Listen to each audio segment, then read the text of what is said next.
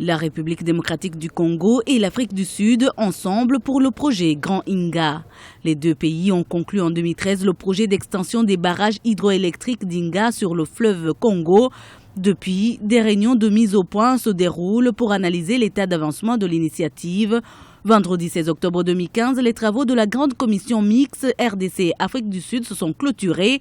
Les présidents Jacob Zuma et Joseph Kabila ont eu l'occasion de s'entretenir et saluer les progrès observés dans la mise en œuvre du projet Grand Inga.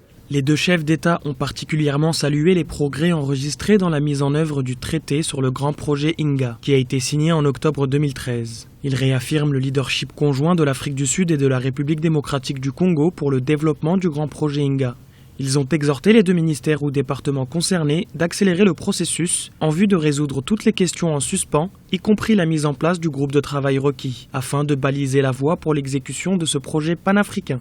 Le projet Grand Inga est un ouvrage à long terme. Il prévoit plusieurs phases d'extension des capacités de production électrique sur le site des chutes d'Inga, à environ 250 km au sud de Kinshasa, la capitale congolaise.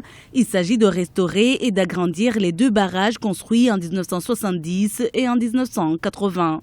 Pour satisfaire la demande, il faut voir grand, il faut aller plus loin, il faut aller au Grand Inga.